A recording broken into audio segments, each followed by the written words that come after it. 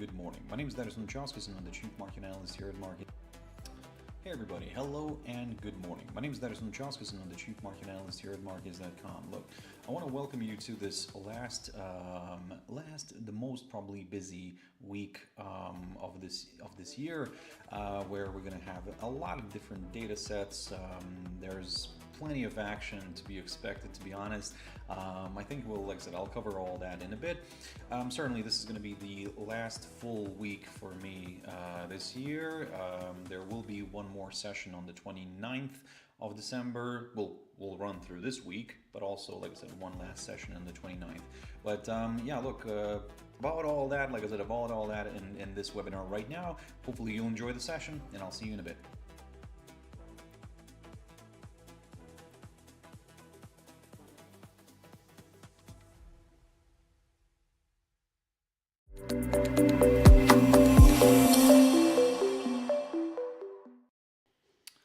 All right, ladies and gentlemen, hello and good morning. My name is Darius Anucauskas and I'm the Chief Market Analyst here at Markets.com, and today is Monday, ladies and gentlemen. Yes, Monday. We are hitting mid-month. It is going to be a busy week. It's going to be the last kind of busy week this year in terms of economic data, of course, because we're going to be getting 3 central bank decisions. We're going to be getting the non-farm payrolls as well, delayed ones, but yeah, there's, like I said, plenty of things happening. We will have some action the week after, but next week it's the Christmas week, and the week before, after that, it's already like hitting New Year. So yeah, this is going to be my last full week this year. I'm going to do all the webinars this week, and then the next webinar will be on the 29th, and that will be the last one, kind of wrapping up the year to see what's happening. So yes, if you can't make it this week to my webinars, feel free to visit the last one on the 29th. But yeah, still, like I said, still happening on Wednesday and Friday this week. Before we go any further, as always, let's quickly have a read through our risk disclaimer. So yes, the content we produce does not constitute investment advice or investment recommendation and should not be considered as such. This material should not be taken as an invitation to acquire any financial instrument or product. I'll give you a few seconds to read the rest. I'm not going to disappear anywhere. I'm going to do my little checks here and little fixes. I mean, I can see that the quality of the video is not coming through very smoothly. So, ladies and gentlemen, I hope you can hear me and see me well. Let me put the usual good morning in the chat room. Good morning, everyone. And if somebody can let me know if they can hear me and see me well, that would be great. I would really appreciate that. So, like I said, if the quality is okay on your side, because again, lately seems to be, we are having some disruptions everywhere in terms of, like, I don't know, maybe I'm doing something wrong on my side, but have not been doing anything different. Everything seems to be kind of the same, but certainly, like I said, let me know if you can hear me and see me well, if you can see, everything clearly. Anita, hi there, I can hear you and see you. Perfect. But the question is actually, Anita, can you see the images, in normal sharp picture in a way? So, okay. Probably the wrong time to ask it right now because I'm still in a little box, but let me go through this very quickly. So before we jump into the charts, a quick mentioning of our Markets.com website, which you can always check out for more information about us. If you have any questions, reach out to us. We'll be more than happy to assist. Also, just wanted to let you know that this week, if you go into Learn and then you go Webinars, basically I'm going to be doing the last Zoom webinar this year, and basically, yes, if you click on register here, you can register for this webinar. So what we're going to do here is we're going to do the usual kind of making a few trades here and there, some live trades because it's going to be during the US opening bell. But I'm going to pick up on everything what we have learned so far this year in all these webinars that I've done this year. So again, like I said, there's psychology, there are different popular indicator tools, so we're going to apply all that. You can ask questions It's going to be I hope it's going to be a fun session. As always, yeah, look, we had fun last time, so I have had high expectations for the next one as well. I hope that one's going to be fun as well. But yeah, look, we're gonna jump into the charts. We're gonna play some trades, and we'll see where it goes and see how we can how we can position ourselves for 2026. So yeah, Anita, thank you very much. Looks good so far. Okay, look, as long as the image and the picture is coming through well, I'm very happy. Ladies and gentlemen, let's jump into the into economic calendar. Now, let's go through some data because, like I said, this is quite a busy week. And to be honest, look, we already kicked off Monday with some important data sets here. So from Japan, we got the Tankan Large Manufacturing Index, came out better as forecasted, basically came out better. The problem which I saw was in China. Unemployment rate, fine, 5.1, but the retail sales year on year declined and kind of dropped in half in a way. So yeah, it's not the numbers that you want to see, especially before the end of the year.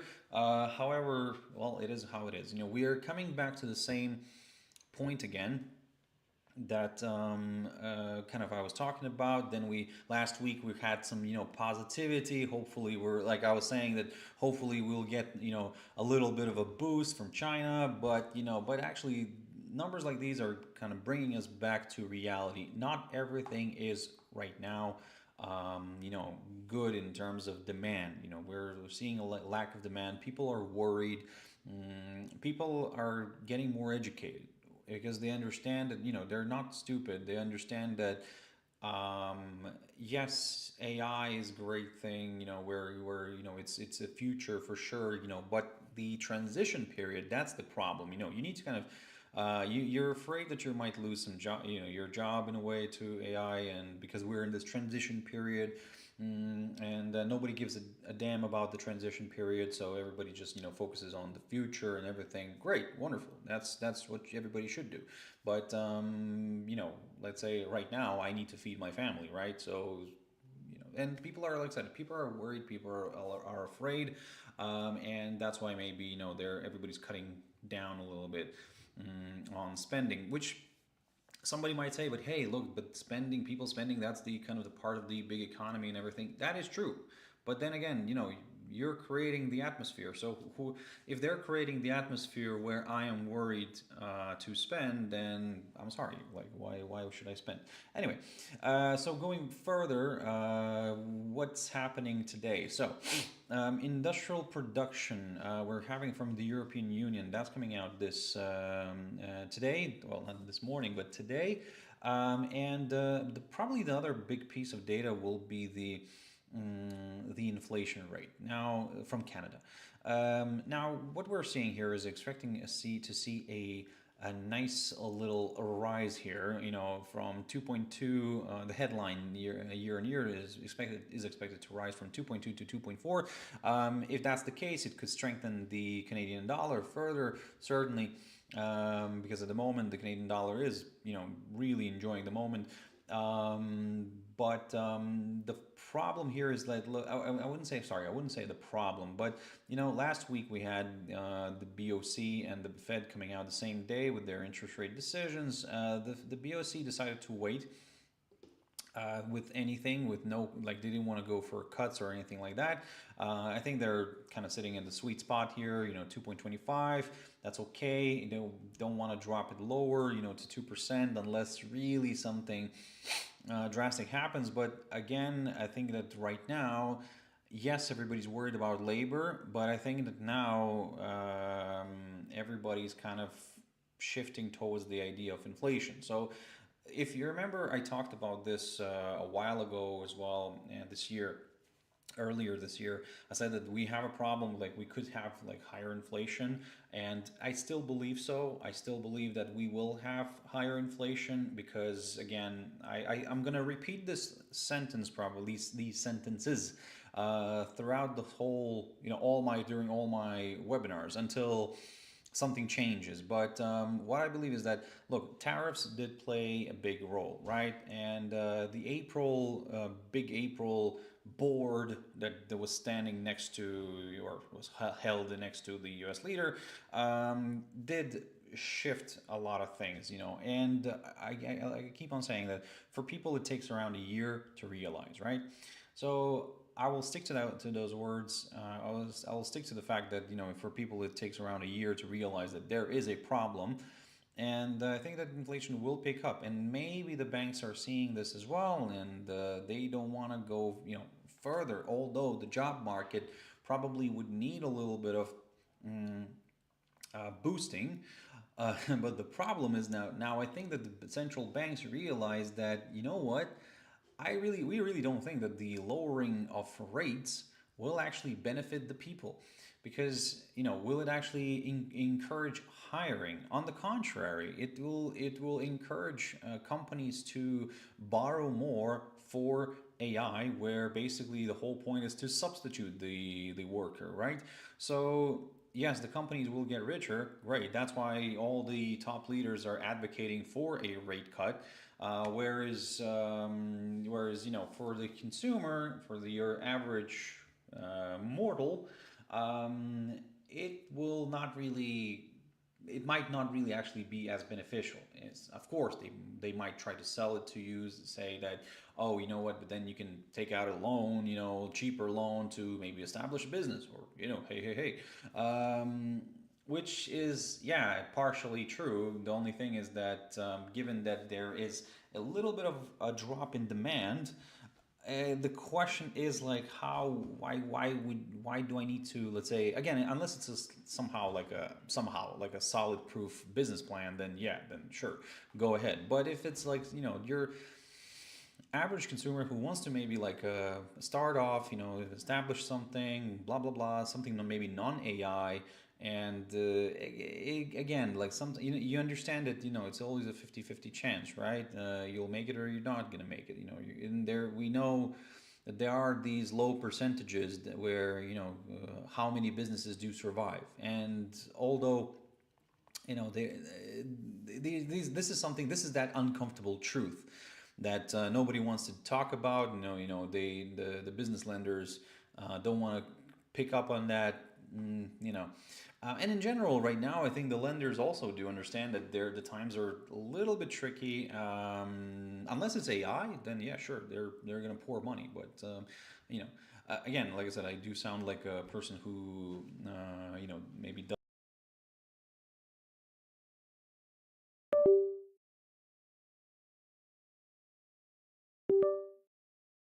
Okay, okay, there we go. Mm, I hope you can hear me and see me. We're out. Okay, my screen went blank a little bit. But look, maybe I do sound, like I said, somebody who doesn't really like, or a skeptic or something, or critic or something like that, But no, look, I mean, I'm a realist. I do accept the fact that there are issues. So, I try to. I'm a risk manager. I mean, I'm a risk manager, and I need to, evaluate my risk accordingly. Anyway, coming back to the economic data, so yes, this is what's happening this week. Inflation, the BOC knows what they're doing, because they can see that inflation is picking up, and most likely it's going to travel back to 30%. Apart from that, nothing else major today. Now, Tuesday will kick off with some flash numbers from composite manufacturing and services PMIs from Australia, with S&P Global one. The same story from Japan, the S&P Global composite manufacturing and services PMIs flash again. Then we have the unemployment numbers from UK. Now this is, if you're trading something pound related, you can keep an eye on that. I think it could be a market mover. Germany, HCOB as well, composite manufacturing and services PMI, together with the Eurozone. Again, the estimates. United Kingdom, similar story, but just the S&P Global. So we're having these flash figures, flash PMI numbers, which are going to give us a little bit of a maybe more clear picture on what's happening in the economies. But then the other piece of information that's important is the Eurozone and the German Economic Sentiment Index. Now that's, like I said, something to keep in mind. Overall, the Eurozone, very low. Germany's still somewhat okay. But then, even then after that, ooh, now that's where the fun part begins, because we're getting the non-farm payrolls. We're getting the non-farm payrolls from the US. And look, those are going to be November ones, if I'm not mistaken. And yeah, let me just double check. Employment situation, there we go. Yes, November. So November figures. And at the moment, let me just double check the sources here, because I'm seeing like some sort of like confused figures here. Let me just double check if this is actually what I'm looking at. Okay, bear with me one moment. So yes, this week. Let me just double check very quickly. Tuesday, yes, unemployment rate, non-farm payrolls, November. Okay, so the previous number was at 25K. We're expecting a 35K here. Let me just launch the chart. Let's see what's happening here. Yeah, I need to save this basically. Yep, there we go. So there we go. So last time it came out at 119K. Yes, and that last time it was 19K, 119K. Right, okay, sorry. We're expecting a 55K. Now this is where the reports are different. Okay, this is October. Okay, this is where it's different, because you see what we have here. We have two data sets, and this is where, this government shutdown, like honestly, like, is stirring up everything. So November numbers is expected to be at 35K, but the previous number, which was this September number, was at 119K. So we're kind of, yes, there we go. We're missing the October number. And we're missing, it's going to be incorporated somehow into November figures, basically. So yeah, it's going to be very interesting. And like I said, this is the mess. This is that mess that I was talking about. And I think that this mess will drag on a little bit. At the moment, I do see ADP as the more important metric, and I think the market also, because they kind of, throughout this whole government shutdown, they proved to be the more reliable source, although before they were not seen as a reliable source. Now they're seen as a reliable source. Don't get me wrong, ADP will get back at some point. Sorry, NFP, yes, will get back at some point. It'll take the crown again. But I think I don't think that the Bureau of Labor and Statistics wants to lose that crown, and I think the media will help to spin this a little bit more, like in focusing mainly on NFPs, like, and blah blah blah. Although it is very, very questionable now, because everybody's analysts are raising concerns in terms of how the data is collected and how accurately it's collected. So yeah, go figure. So, long story short, what we're expecting a lower number. Previous figure was 119K. We're now expecting a 35K. Okay. Look, I would say it this way, that if we do remain in positive territory, that's a good thing already. Now the question, how, if it's in positive territory, if it's 1000K, then, 1000, 1K, if it's 1000, then is it still good? No, probably, So I would say that if it's somewhere like in between maybe 0 and 50, I think that there's still a problem. Yes, we're not below 0, but if it's somewhere between 0 and 50, I think that there could be a little bit of an issue still. I think the labor market will show that it's not resilient. It's struggling. We're not creating more jobs. We're maybe not firing too many, but we're not really creating more jobs, and it kind of creates this problem for going further a little bit. However, if it comes out, let's say above 50, okay.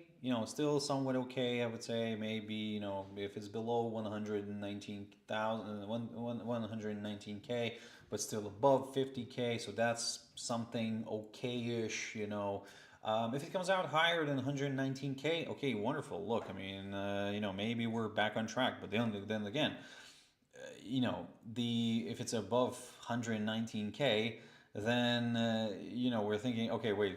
So are we taking like double data here? Because it's October and it's like November, so it's like it might be way too good to be true, right?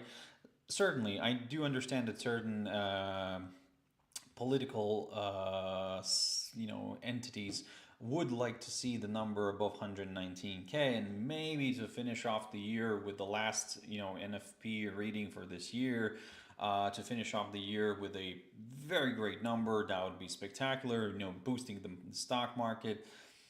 And again, like I said, it's the initial reaction could be great, could be fine, but okay, market participants are not stupid, right? We do understand that there are some concerns, there are issues.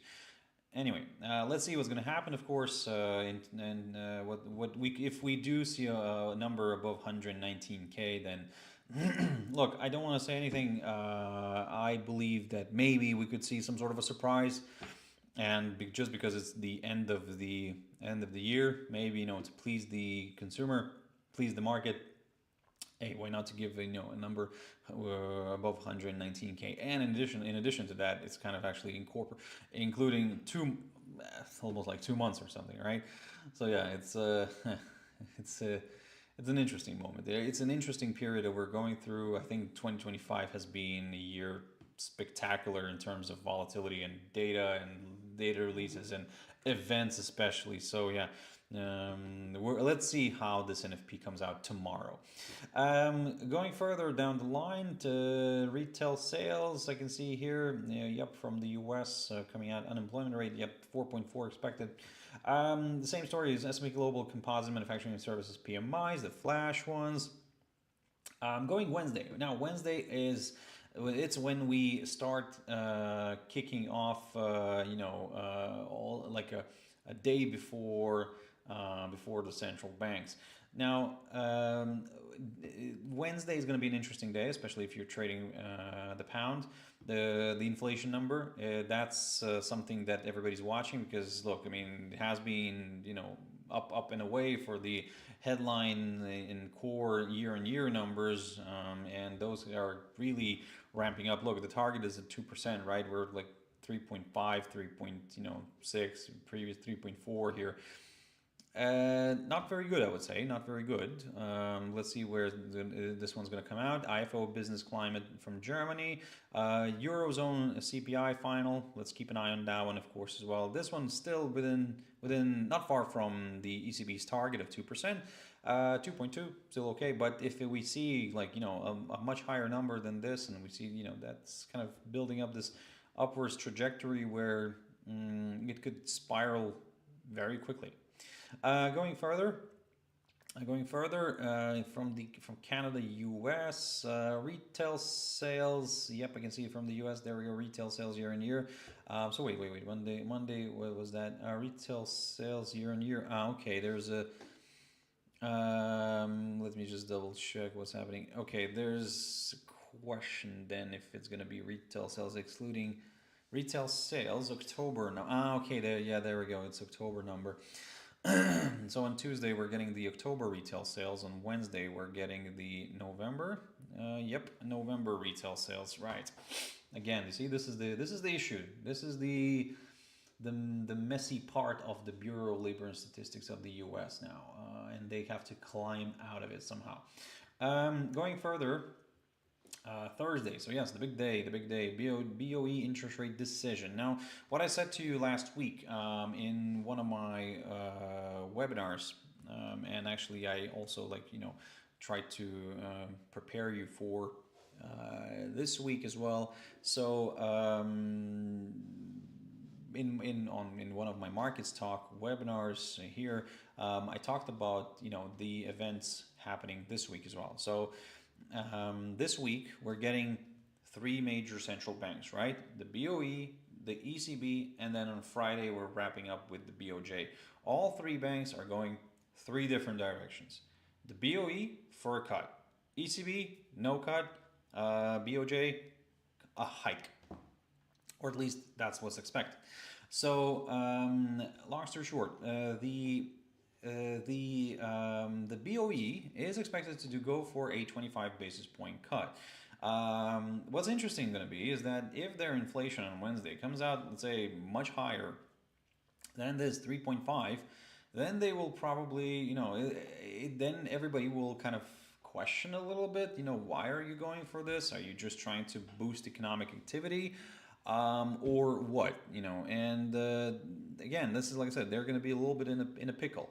However, if the inflation number comes out on the lower side here, below the 3.5, then everything is fine. They will say, okay, inflation is still high, but we're on the right track. And that's why we can afford a rate cut. So if so, then the British pound could actually drift a little bit more to the downside, to be honest. And like I said, for now we're carefully monitoring. It's a very interesting situation this week for the British pound. Again, like I said, last one with big data announcements this year. So let's keep an eye on this. I mean, I strongly recommend, ladies and gentlemen, to have your stop losses in place for sure, because it might be a volatile one. Further down the line, the ECB interest rate decision. Yes, they're not dropping it by anything or hiking by anything, just keeping the rate unchanged at 2.15. Now, going further, we should be getting the CPI figures. We should be getting this inflation numbers from the US. So on Thursday, yes, consumer price index, there we go, November number. Let's see what's going to happen here, because again, it's a tricky one. Look, their inflation is currently sitting at around 3%, something like that. The expectation is for a higher number. And that's what I'm saying, is the inflation number in the US inflation is picking up, and there are people who are thinking of maybe we'll get like some sort of like a stagflation or something. I'm one of those people that from my short little life, I've noticed that you have to be a little bit, you have to this is not something new that I'm opening here. But you have to filter everything what they say in the media and everywhere. You have to have a cool head and approach the markets with a little bit of from a pragmatic perspective, and you have to kind of take everything with a pinch of salt. And like I said, for now, inflation is a little bit on the higher side. They continue to want to see rate cuts, again benefiting businesses, not really probably the consumer, because I don't think that's the case. But again, maybe I'm wrong on something. But certainly, yes, watching the situation very carefully, watching the inflation number, U.S. inflation number very carefully, and like I said, Thursday will be packed with volatility, in my opinion. So keep that in mind. Thursday is going to be the day when I'm going to be running my webinar, my Zoom webinar. So don't forget to register here. You can. I will drop the link into the description of this webinar after I finish with this webinar. But yeah, certainly keep that in mind. And Friday, ladies and gentlemen, Japan. What's interesting going to be, they're going to deliver the inflation number, their inflation numbers straight away, and then after a few hours, they will deliver the interest rate decision.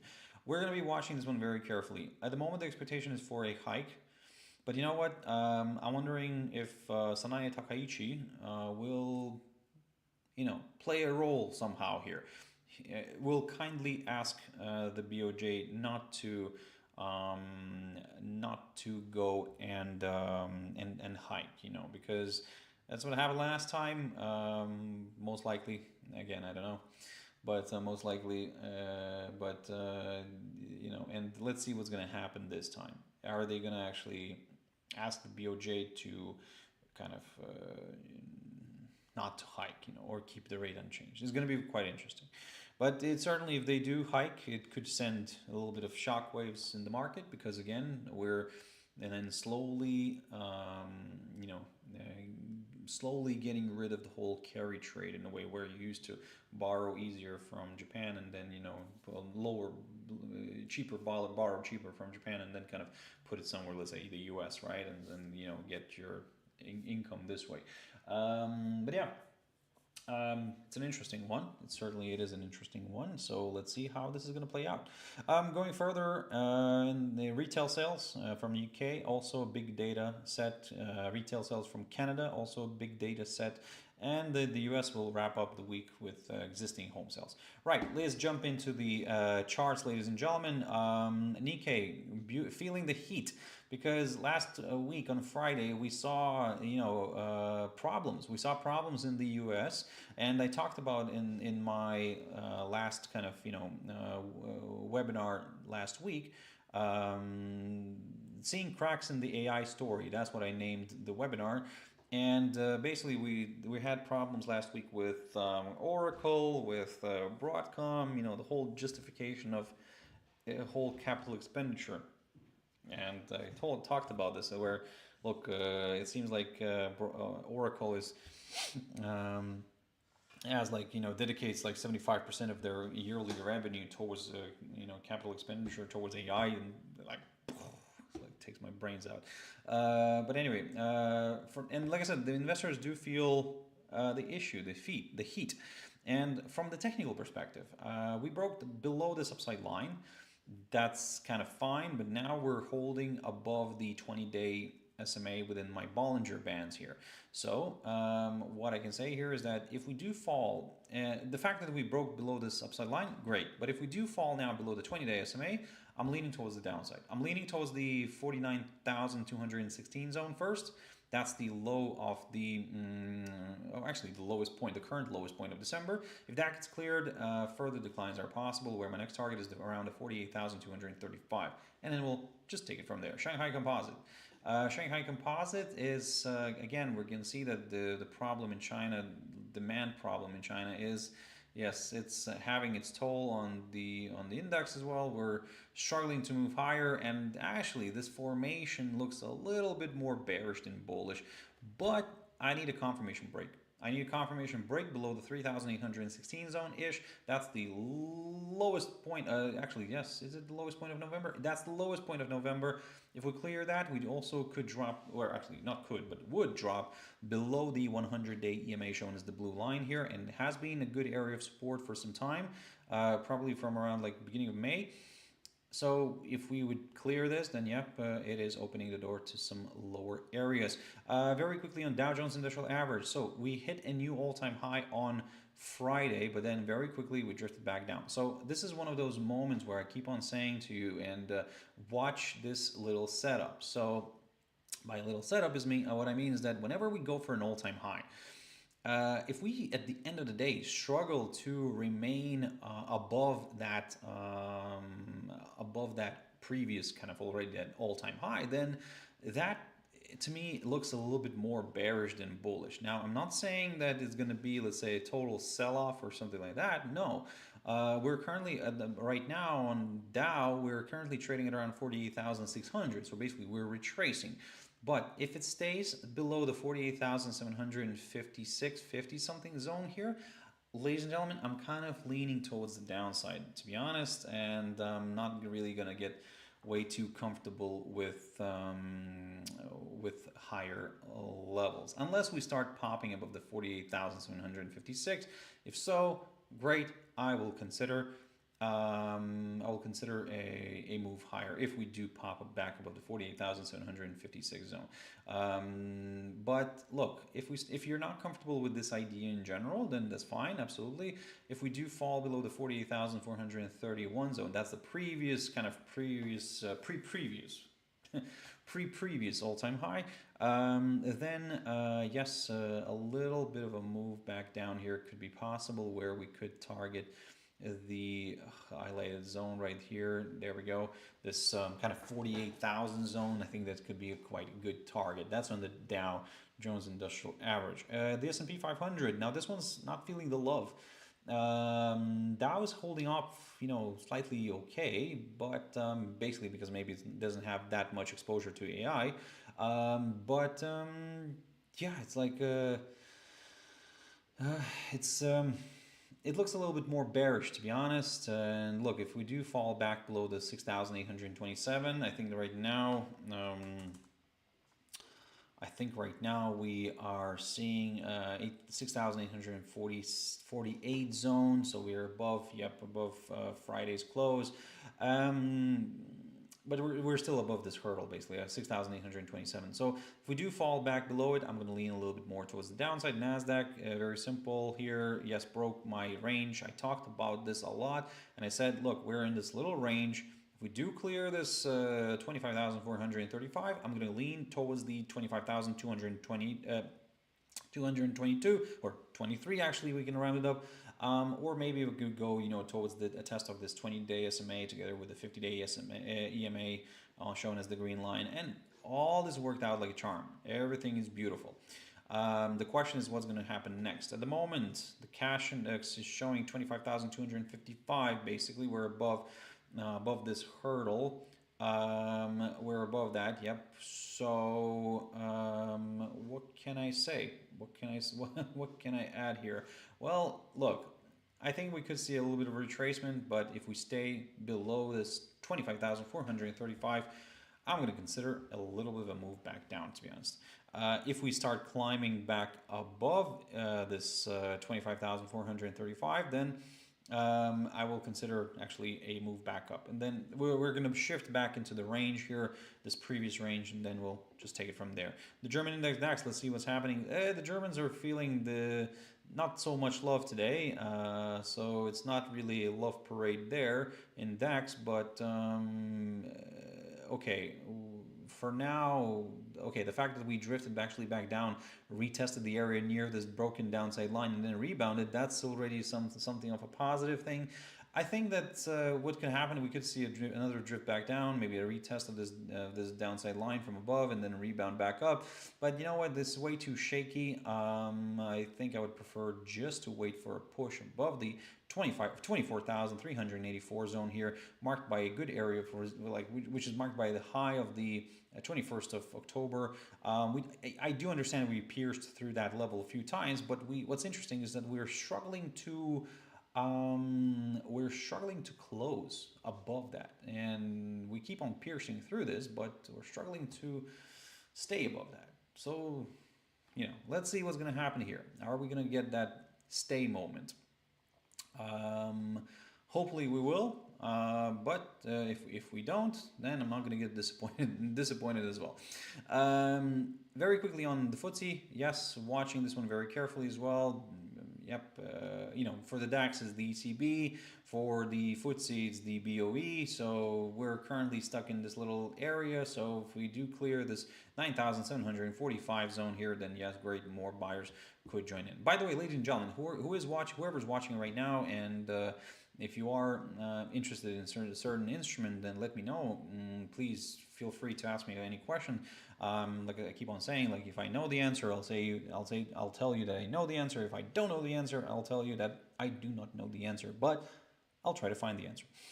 So yeah, DXY, very quickly on DXY. By the way, like I said, with the FTSE, very straightforward. I'm waiting for a clearance through one of the sides, and yeah, then I'll do something about it. But at the moment, it's just there. Now, okay, a bunch of lines here on DXY. I do apologize, but somehow, okay, you know what?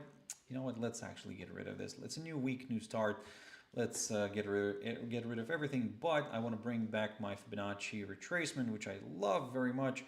Fibonacci retracement, extension, those I do love. So look, if we draw a retracement from the lowest point of September to the highest point of November, then we'll get ourselves this. And we can see that we have already retraced 50%. Very decent retracement. So sometimes we can, not do that. Sometimes we can go towards the 61.8. But at the moment we're waiting. At the moment I want to see what's going to happen next. If we're going to break below that 50, I'm gonna go lower here. For the upside, pretty straightforward. A push back up of the 38.2 could attract a few more buyers into the game. You can see the 38.2 act as a good area of support. 50% right now is acting as a good area of support. So why not to rush? Why not to not rush? There we go. Not. Basically don't rush, okay? Wait for this one. Look, it might bounce around here. We're getting NFPs as well tomorrow. Maybe today it's not going to do much, but maybe tomorrow is going to do more, because again we're getting the NFPs. So it's it's an interesting one. If you think that you missed something here, you didn't. No. Overall, it kind of can go either way, to be honest. I mean, I'm not really getting way too comfortable with anything yet. There is a good strong possibility for a move lower, but at the same time there is a good possibility to actually move back up. Probably you're saying right now, well, Darius, actually you're not really telling us anything new. It's always either up or down. Well, it can be sideways as well, but anyway, what I'm saying is that, look, for me, to consider lower levels, drop below that 50% here on my chart is roughly around the 98.30. If we do drop below that area, I'm going to go lower. If for the upside, 98.80 here, I think that's the barrier for the upside to keep an eye on. Let's jump into the Forex world, ladies and gentlemen. AUD USD. So we're seeing a little bit of retracement back down here, and we're seeing a little bit of strength in the excuse me. In the US dollar. Now, what I want to say here is that I am kind of cautiously bullish still on this one. Okay, it's a problem when you're considering actually the US dollar to go higher. But okay, let's put it this way. The stock market still is battling, so the Australian dollar could still benefit. However, once we start seeing more cracks in the stock market, I think that yes, very simple here, AUD USD could reverse lower. At the moment, there is still positivity. The stock market is trying to fight, but if we do start seeing a sell-off or something, a little sell-off in the stock market, then I think we could see a drift back down. However, I would prefer to wait for a drop below the 0.6580 zone right there, and then we can take it from there. AUDNZD, one of my favorite beloved pairs. Look at this beautiful rebound from this upside line taken from the low of the 28th of November. And the question now is, like I said, what's going to happen next? I mean, a push above the 1.1495 kind of is opening the door to some higher levels. This 1.15 zone is the barrier right now, which the pair is trying to battle. If we do push and stay above it, then yeah, I'm going to continue targeting the upside. AUDJPY drifting back down, a little bit of risk off environment is in the air, but still there is a possibility for an up move here if we do remain above this 102.4060 zone, something around here. By the way, AUDCHF, just a quick glance. Okay, getting messy. You know what? I'll let it settle down a little bit, but certainly this is not looking very positive anymore. But previously it was, but now yes, it's a little bit struggling. So I'm gonna leave it for now. I will allow it to build something else here, but then I'll pick up on that. Because at the moment it's way too messy. EURUSD. So big day, big week for the euro. Certainly the ECB. We're watching that one carefully.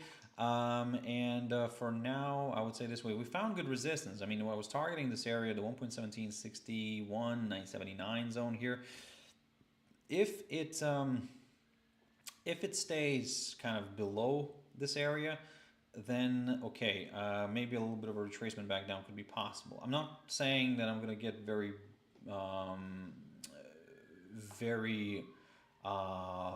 bearish or something like that. No, I'm gonna get bearish if we do fall below this upside line. If we clear this little short-term tentative upside support line taken from the low of the 21st of November, if we can get that move, wonderful, great. But at the moment, there is still a good chance for this one to pop higher. Let's see what's gonna happen here next. EUROJPY, just a quick update. Okay, after breaking this triangle, it moved higher. Look, if you're looking for some higher areas, then certainly you just wait for a pop above the 183.15. Then, yep, more potential buyers could join in. For the downside in the near term, let's see if we can break this upside line. If we can break the steeper upside line, this one right there, because we have a bunch of tentative upside lines here, which kind of could be in the way. But look, I'll utilize all those actually, and I will utilize those in my advantage. If we do break the steeper upside line, then great. I will go lower a little bit. I'll go towards this flatter upside line. Very quickly into GBP. So yes, we're watching GBP very closely this week because we have a bunch of data from UK. We have the BOE. So yeah, if this is the currency to be in this week, most likely. But look, for example, GBPUSD, fantastic hold up here. Look at this 1.3386 level. Several breakouts, failure to remain above that. Magnificent. This to me just tells me that this is a strong area of resistance. Again, a good clearance of that one. And also if we see the body of the daily candle remaining above this hurdle, great, I'm going to go higher. But at the moment, yep, it is a little bit of a struggle. So for now, I mean, should I consider the downside? No, not yet. But unless it starts breaking this, this steeper upside line right here. We tested it a few times. So let's see if we can break that. We're very close. Hey, why not to break it? Why not to break it? GBPJPY. Okay, look, I talked about this. Now, this is one of the interesting pairs. One of the viewers actually pointed out to me, like again, that they're, for example, they're shorting it. So which I'm like, fine, you do whatever you're comfortable with. I'm here not to tell you where to enter or something, but I do like this one, and I did say that. I'm looking at this from the monthly chart perspective. This is every candle here is a monthly chart. So this is the highest point of 2024. If we stay below the 208.11 zone here, then I'm considering maybe something of a possible double top. If we stay above this hurdle by the end of this month, then further upside here could be possible, where my next targets are the 213.88, 215.88. So this whole zone of 200 pips, I think that could be quite an interesting one. At the moment, I'm watching this one very carefully. I do like the idea of maybe seeing a hold up here below this hurdle, but again, the market doesn't always do what I ask it to do, so that's why I'm not in a rush here, and I'm just gonna approach this very carefully, casually. I'm watching this 208.11 zone. If we stay below that, yep, further declines here. Slight further declines could be possible. Ladies and gentlemen, let's jump into USDCAD. So yes, I talked about this, and I said, like, look, there could be some more strength on the Canadian side, but I think, yeah, at the moment, look, I'm targeting this 1.372122 zone. It's a good area of support from where we had rebounds. It's not exactly the level, it's just the area near that level. Maybe it's going to be like the 1.3725, for example, or maybe even 30, you know. So like I said, it's never the exact level, it's always the area around that level. And that's why I'm loving this chart right now, and also why I'm loving this chart right now is because it's forming something that I like. Now, it's not bulletproof, it's not like 100% works out all the time. No, it's one of those patterns that I do like, and it's whenever we have a major, like a strong, very strong decline in a one moment, in one flash here, and then we have a gradual decline. This to me looks this is considered as a bullish indication, and maybe we'll see a nice rebound back up. So that's why, but I do allow a little bit of room for more downside. I think this could be quite possible. Let's see if that's going to work out. Of course, you know, for now, like I said, I'm still leaning slightly towards the downside, but if by any chance it starts pushing back above the 1.38 zone, I'll consider a move higher. USDJPY, very quickly here. Yes, going lower here. Fantastic. Let's see what's going to happen next. But at the moment, I don't have strong feelings about this one. But what I do have strong feelings about is this USD CHF. Now, I do like it. I like it to the upside, but is it right now? I don't know if it's right now. I think there could be some more downside a little bit, maybe a test of this this upside support line taken from the low the 17th of September. So basically, we're kind of coiling up here, and maybe this, like I said, maybe this could be an interesting option here for more downside where we could test this upside line. So hey, I don't want to rush into anything, but certainly keep your eyes on this idea. Now let's jump into the commodity world, ladies and gentlemen. Gold, look at this, continues to rally here, and well, we're actually now almost hitting the highs of last week. And that's near the 4,353. Okay, look, we're very close to that, so I think we could end up reaching that. And you know what? I think there is a chance of a test of the all-time high, maybe even a creation of a new all-time high. Let's see what's going to happen here, ladies and gentlemen. Let's not, of course, rush into conclusions, but certainly we are at a very interesting spot. Now, silver calmed down a little bit. Well, ish. It did go for an all-time high last week. It did create one, and that was around the 64.65 level. But certainly, we're keeping an eye on that $65 mark, and you know, if we clear that $65, then I think that there is a little bit of an element where we could go further north. But again, let's not rush into conclusions, okay? Again, my Fibonacci extension on this one, if I measure it from the lowest point of this year to the high here of this October, and basically doing something like this, then we'll see that 66.1 is the next good target here, because it's around 78.6 on the Fibonacci extension. So 66.1 is the level for us to keep in mind. Let's see if we can reach that one. Platinum, very quickly on platinum, continues to rally. Everything is popping here. 1,731. Yep, I think it could go further north, subject to gold and silver movement. Palladium, now I do like this one, but it's very on the modest side, I would say. So it's popped above the 1,486. Okay, that's great, but let's see if it can travel back to the 1,623 zone right here. Let's see if that's going to happen. Copper, just a quick update. Yes, still it seems like wants to go higher, but again, let's not get our hopes up yet, unless it starts popping above the current all-time high here, right here. Sugar, my beloved sugar, pushing back up. Oof, yay, 15.25. Watching this one very carefully. A nice pop above this hurdle could attract more buyers into the game. Very simple. Are we going to go for a higher high? I hope so. It certainly looks like a good option here, but again, confirmation break is needed. WTI oil. So we're flirting with this upside line right here. Look, global demand is low. We are seeing, a possibility of Russian oil coming back into the market. That's where the negativity here on oil is happening. Let's see what's going to happen there. Certainly, if there's going to be a deal or not. But if there is, I think oil could go towards I keep on saying $55. $55. That's what I'm aiming for, because that's near the low of this week. This year. But if we clear the 55.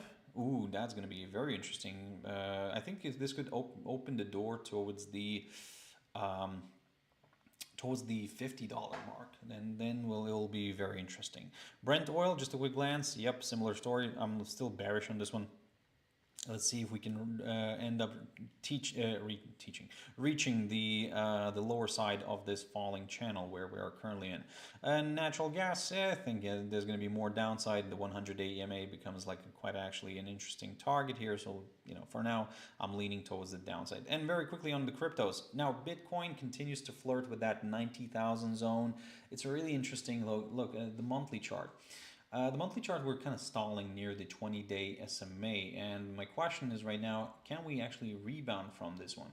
At the moment, I don't want to rush into things, because like I said, we have been above this 20-day SMA within our Bollinger Bands here on the monthly chart. Well, since 2023, October 2023. It's an interesting period where if we do break below the 20-day SMA, I think that yes, further declines here are possible. Bitcoin Cash, somewhat positive actually. I do like Bitcoin Cash probably more than just purely from the technical perspective, but I do like this one, and it has been flat. Go back into the daily. You'll see that we're still battling above this upside line, so that's great. But my preference is to wait for a push above the 607 territory somewhere here in order to get a little bit more comfortable with the upside. All this area here, I'm just observing the price action, nothing major, because at the moment I'm really curious if we're going to break the upside line or not. Ripple falling below 2. Okay, falling below 2. Now. If we are looking for some more downside, then I need to see a drop below this 1.1990 zone. I talked about this last week, so I'm going to stick to my words. For the upside, I need to see a break of this downside line, the steeper downside line. And is it a push above this hurdle? No, I don't think so. I think what I'm going to do here is I will mark this level instead. So wherever we're going to break the downside line, the steeper downside line taken from the high of the 5th of October, and if we do clear this downside line, we could also clear the 20-day SMA within the Bollinger Bands. Yeah, pretty straightforward, to be honest, on this one. Like I said, I'm not really touching it right now. I'm just observing the price action. Ethereum is trying to fight, but again, I need to push back above the 3,244 zone right here in order to go to the upside. And for now, like I said, for now it's this game plan here. That's what I'm gonna do, and for now I'm gonna stick to it. Litecoin is pushing back inside the range here. Look, it fell below the lower side of the previous range, but to be honest, I think it's time to get rid of this box. It's no longer needed. Oh wait, dude, come on. This box, yep, is no longer needed. So I will just keep an eye on some of these levels. And if I'm really trying to get a little bit more positive, to be honest, I would prefer to wait for a push above the 87.83 zone right here. And at the same time, we could clear the upper side of the Bollinger Bands here on my daily chart, and also we could clear the 50-day EMA, and then we'll take it from there. Dogecoin is a descending triangle pattern. Okay, according to all the TA rules, such patterns tend to break to the downside. Fair enough. But I've seen this happening in the opposite direction, so I'm never in the rush whenever we're in a pattern like this. I wait for a clearance, and I think this is the logical approach, and I rather wait for that. If I need, and I don't need to see a false breakout. Actually, I need to see like a proper body of the daily candle remaining outside of this pattern.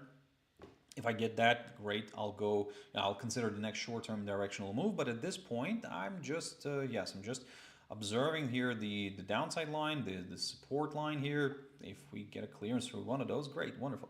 Polkadot, falling below 2. Now this one can't get a grip. However, what's interesting is that we're still holding inside this little box here. We can call it a range. We're still in this little box, and look, if it comes back above 2, I think there is still room for some maneuverability here to the upside. But again, I'm not rushing into things because again, the crypto world right now, the Bitcoin, you saw it, it's like balancing near key area of support, especially on the monthly chart. You saw that. So let's see if it's going to hold and it can rebound. But I think December is kind of wiped off. I think it's going to be something like that. Tron is pushing back up. Okay, interesting. It's pushing back up. It's climbing back above this 0.2770 zone here. So in a way, this one's looking a little bit more positive than negative. It found good support near the 0.270809. I talked about this. I said this is from where I'm going to consider the downside, and there we go. It held here. It's a good area of support. That's the lowest point of November, and we rebounded beautifully from here, pushed back up. Let's see if we can climb higher.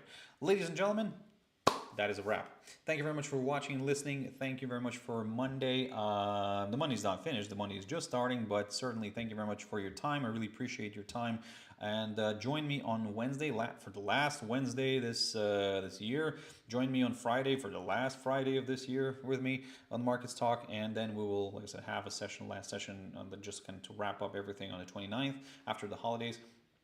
And yeah, we'll go from there. Ladies and gentlemen, Also, don't forget to join me on Thursday, because that's when I'll have the webinar to wrap up the year. And like I said, to apply some live trades and to apply everything what we learned so far, to see, you know, how we can prepare ourselves for 2026 as well. So, ladies and gentlemen, thank you very much, and I'll see you on Wednesday. Bye for now.